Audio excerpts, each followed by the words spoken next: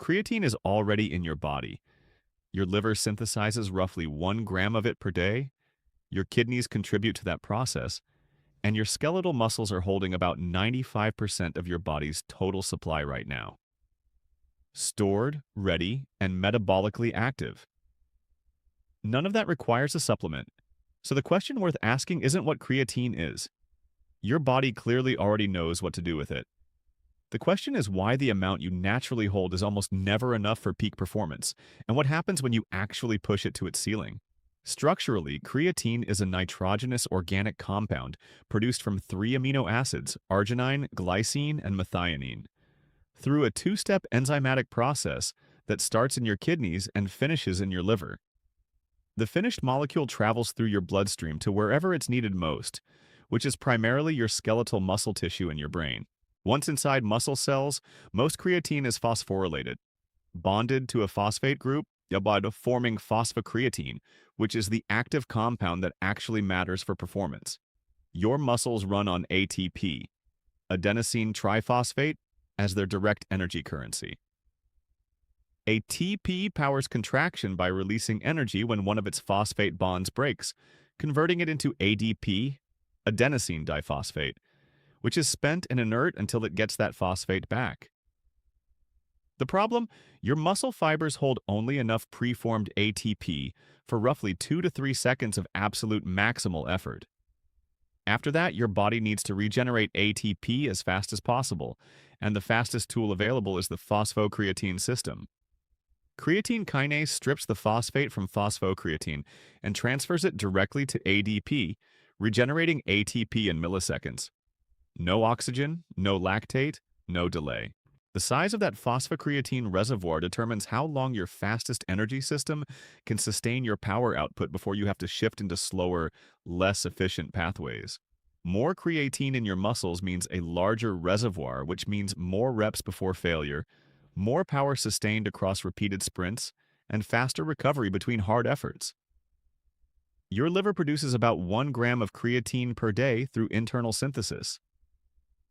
Full muscle saturation requires between 120 and 160 grams stored across your skeletal muscle tissue.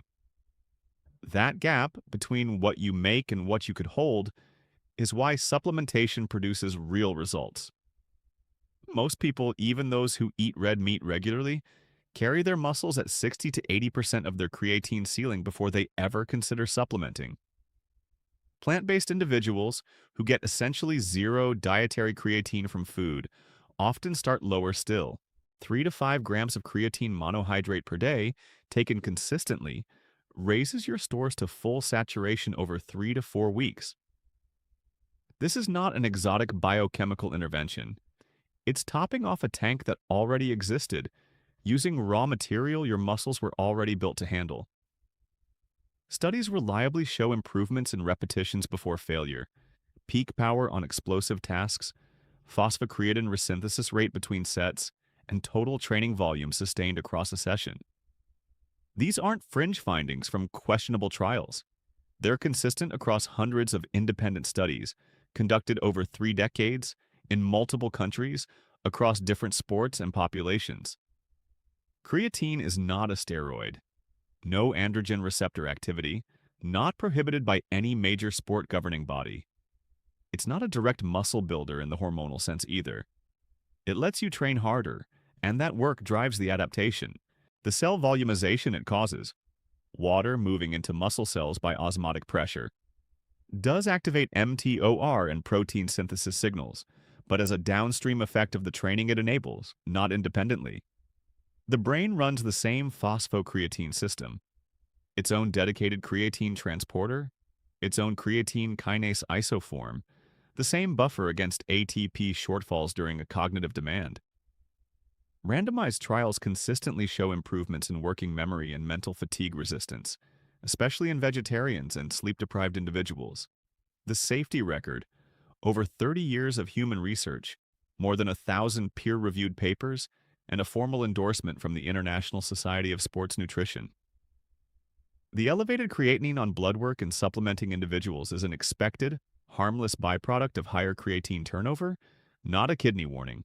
Over 30 years of continuous human research and more than 1,000 peer-reviewed papers stand behind this, which is more than can be said for virtually any other supplement on the shelf.